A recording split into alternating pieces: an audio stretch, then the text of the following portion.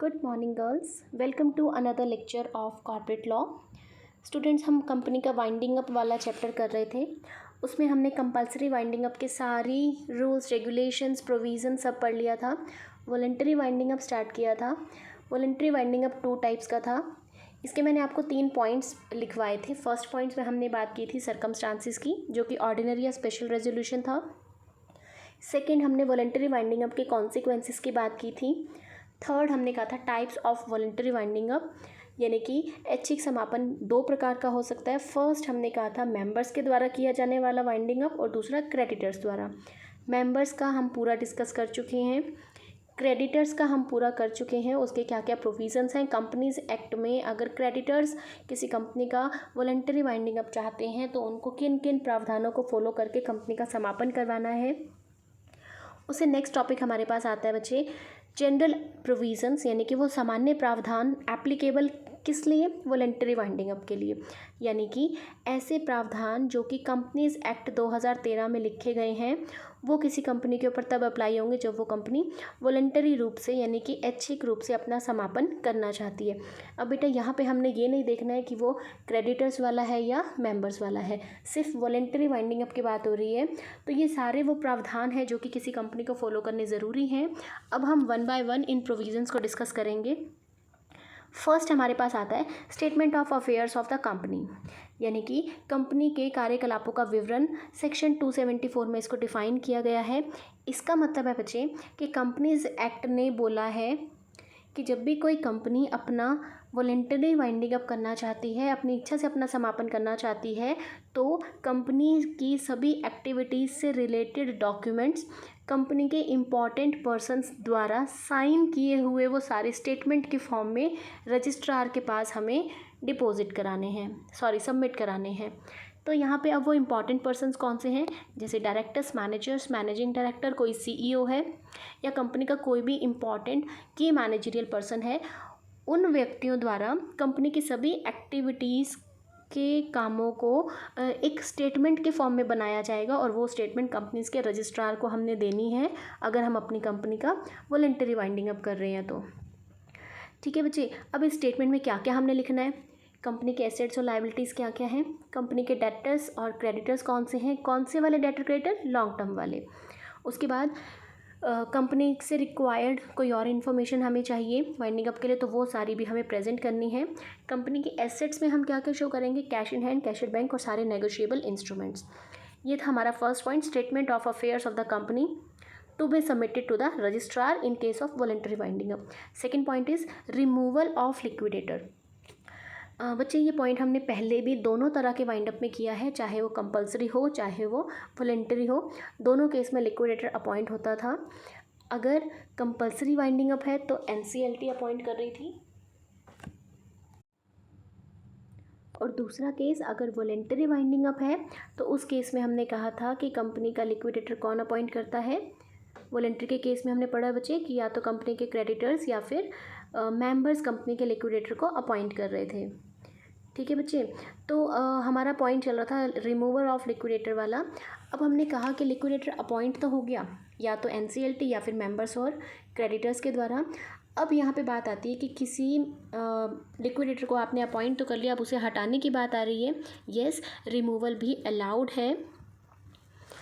अब कैसे रिमूवल होगा, अगर कोई क्रेडिटर या कोई भी कॉन्ट्रीब्यूटरी उस अपॉइंटेड लिक्विडेटर के अगेंस्ट ट्रिब्यूनल में कोई एप्लीकेशन फाइल कर देता है तो ऐसे व्यक्ति को हटाने का अधिकार ट्रिब्यूनल के पास है। ऐसे प्रावधान कंपनीज एक्ट 2013 में दिए गए हैं। आपके पास यहाँ पे एक केस आएगा, इससे पहले एक पॉइंट करते हैं कि एनसीएलटी किसी भी पर्सन को अगर वो लिक्विडेटर वाला काम ठीक से नहीं कर रहा तो उसको हटाया जा सकता है, और उसकी जगह पे किसी नए पर्सन को लिक्विडेटर अपॉइंट कर दिया जाएगा। उसके बाद हमारे पास केस आएगा बच्चे, आपके पास doctor Hari Singh versus registrar of companies का केस है। इस केस में जो डिसीजन दिया गया, डॉक्टर हरि सिंह जो कि कंपनीज़ के लिक्विडेटर अपॉइंट किए गए थे, उनको हटा दिया गया। दिल्ली हाई कोर्ट ने उनको हटाने का ऑर्डर दिया, और वो वाइंडिंग अप वॉलंटरी था, उस केस में हटाया गया। यहाँ पे रीज़न क्या दिया, रीज़न ये था कि जिस व्यक्ति को लिक्विडेटर अपॉइंट किया गया था उसने कंपनी का पैसा, कंपनी का अमाउंट बैंक में डिपॉजिट नहीं कराया। अब कौन सा अमाउंट? लिक्विडेटर क्या कर रहा था? एसेट्स को बेच के पैसे रिकवर कर रहा था और उस मनी से क्रेडिटर्स को पेमेंट कर रहा था। तो इस लिक्विडेटर ने कंपनी ने उसके ऊपर या क्रेडिटर्स ने एलिगेशन लगाए कि वो बैंक में अमाउंट डिपॉजिट नहीं कर रहा। तो हाई कोर्ट में यानी कि ट्रिब्यूनल में जब इसकी अपील गई तो ट्रिब्यूनल ने फिर दिल्ली हाई कोर्ट से रिकमेंड किया, उसके बेसिस पे इस व्यक्ति को इसकी पोस्ट से हटा दिया गया।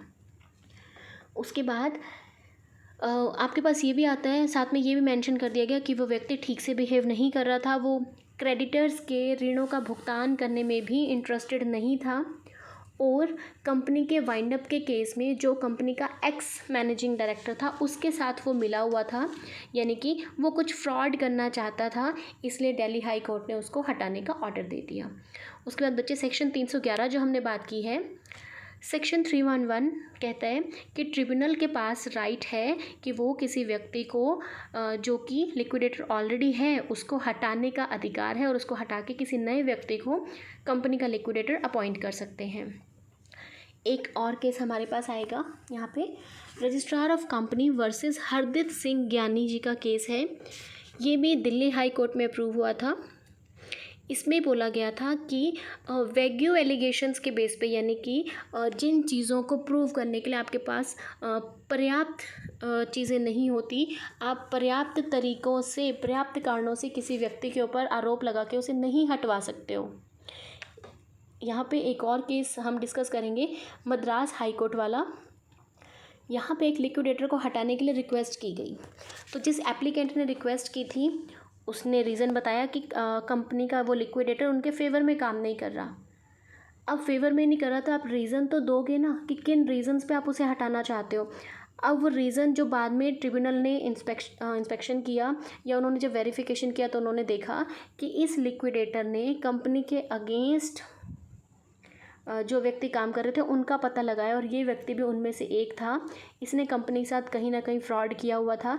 लिक्विडेटर ने उसके अगेंस्ट सख्त कार्यवाही की थी, इसलिए उस व्यक्ति ने ट्रिब्यूनल को उस लिक्विडेटर को हटाने के लिए एप्लीकेशन फाइल किया था। तो यहाँ पे कोर्ट का ऑर्डर आया कि ऐसे लिक्विडेटर को आप नहीं हटा सकते हो क्योंकि उसने तो कंपनी के फेवर के लिए काम किया था।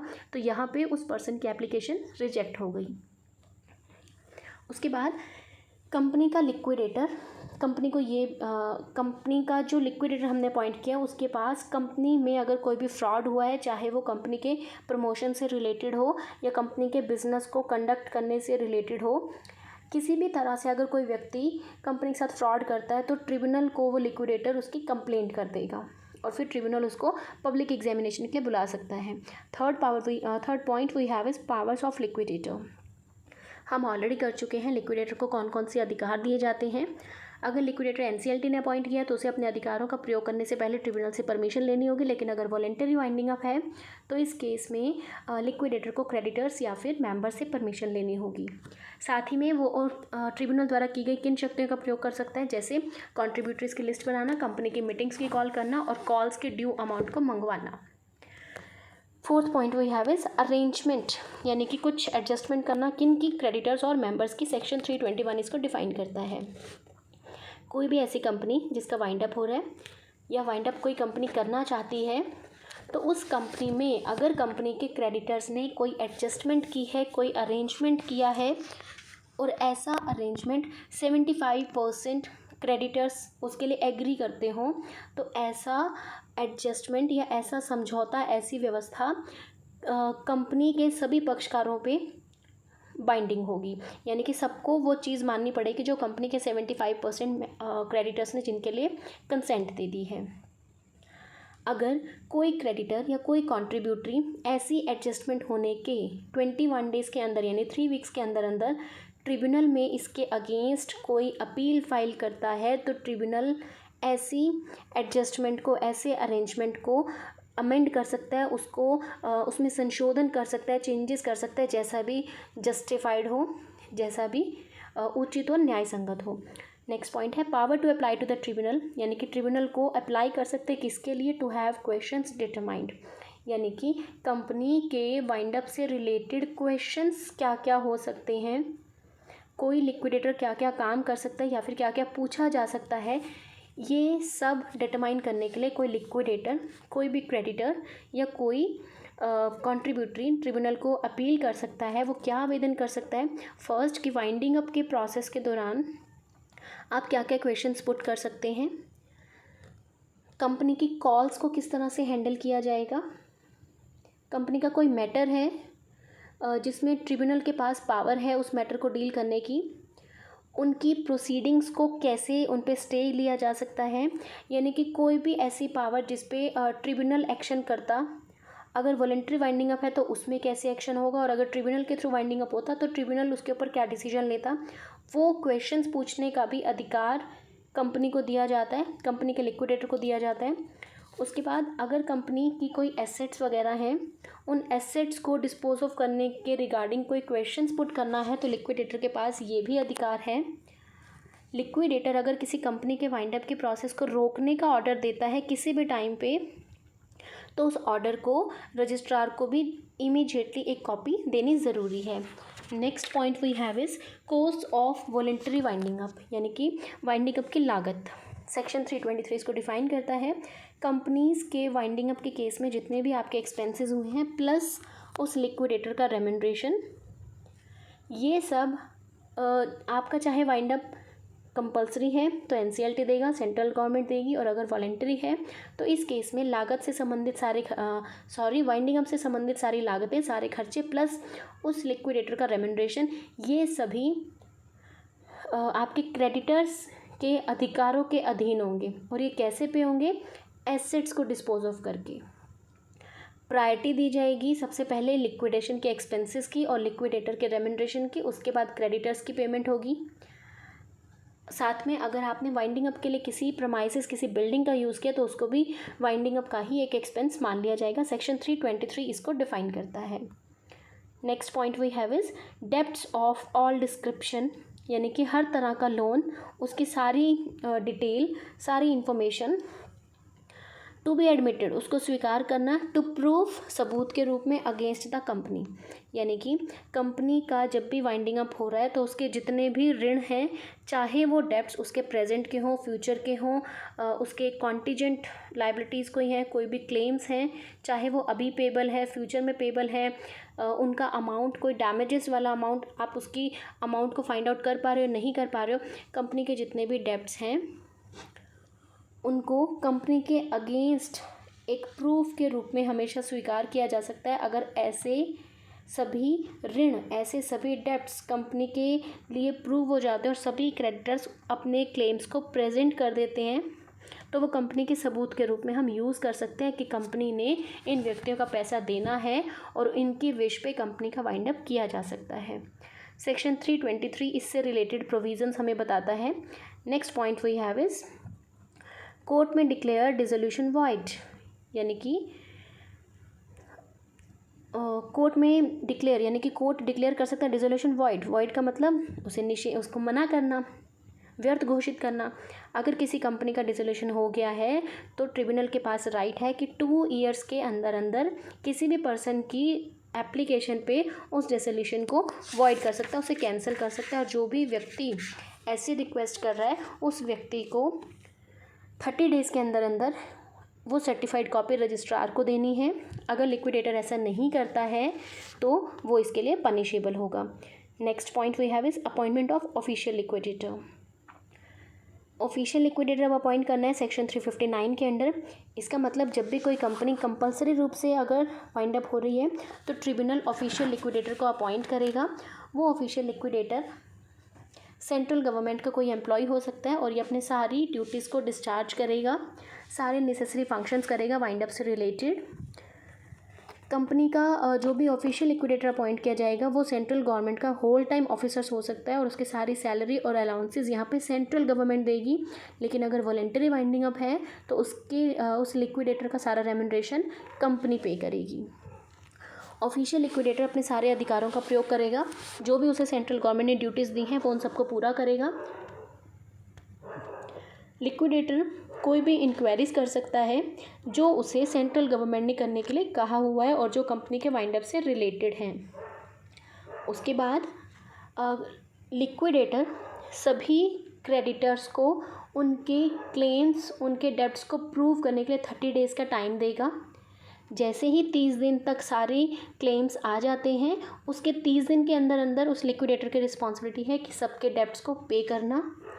फिर वो सभी क्रेडिटर्स की लिस्ट बनाएगा, किन को एक्सेप्ट करना है, किन को रिजेक्ट करना है। जैसे अगर कोई क्रेडिटर अपना क्लेम प्रूव नहीं कर पाता तो उसकी क्लेम को हम रिजेक्ट कर देंगे और इसकी सूचना उसे हम लिख कर देंगे कि रीज़न क्या है कि हमने उसके क्लेम्स को एक्सेप्ट नहीं किया। नेक्स्ट इसी में पॉइंट आता है कि अगर कोई क्रेडिटर लिक्विडेटर द्वारा लिए गए डिसीजन से एग्री नहीं करता, वो पीड़ित है या उसे लगता है कि लिक्विडेटर ने जो डिसीजन लिया वो उसके फेवर में नहीं है, तो वो 30 दिन के अंदर अंदर सेंट्रल गवर्नमेंट को अपील फाइल कर सकता है। फिर सेंट्रल गवर्नमेंट क्या करेगी? सेंट्रल गवर्नमेंट ट्रिब्यूनल को बोलेगी कि आपको जैसा ठीक लगे आप वैसा ऑर्डर अपने लिक्विडेटर को दे सकते हो। Next point we have is order of dissolution of company, section 365। यानी कि जैसे ही किसी कंपनी की सारी प्रोसीडिंग्स वाइंड अप से रिलेटेड ख़त्म हो जाती हैं, तब एक फ़ाइनल रिपोर्ट बनाई जाएगी और अगर ऑफिशियल लिक्विडेटर के इस रिपोर्ट से ट्रिब्यूनल एग्री करता है तो उसकी एक कॉपी सेंट्रल गवर्नमेंट को और एक ट्रिब्यूनल को दे दी जाएगी। उसके बाद ट्रिब्यूनल ऐसी कंपनी को डिज़ोल्व करने का, उसके विघटन का ऑर्डर पास कर देगा और ये ऑर्डर लिक्विडेटर कंपनीज़ के रजिस्ट्रार को भी देगा। इमीडिएटली ये ये सर्टिफाइड कॉपी रजिस्ट्रार को हमने देनी है। अगर लिक्विडेटर ये final registered copy, certified copy registrar को नहीं देता, जिसके बेसिस पे रजिस्ट्रार उस कंपनी का नाम कंपनीज के रजिस्टर से काटेगा, अगर वैसे नहीं करता तो वो उसके लिए पनिशेबल होगा। तो बच्चे ये हमने किए जनरल प्रोविज़न्स जो किसी कंपनी के वॉलंटरी वाइंडिंग अप के केस में जिन्हें फॉलो करना ज़रूरी है। आगे एक इम्पॉर्टेंट पॉइंट आता है, कुछ सेक्शन है 360 से 365, ये वो न्यू सेक्शंस हैं जो कि क्रेडिटर्स के इंटरेस्ट को सेफ रखने के लिए और समापन संबंधी क्रियाओं को पारदर्शी बनाने के लिए कंपनीज एक्ट में न्यू इंट्रोड्यूस किए गए थे। इन्हें फॉलो करते हुए ही किसी कंपनी का वॉलंटरी रूप से वाइंडिंग अप किया जा सकता है। Okay students, thank you so much for watching the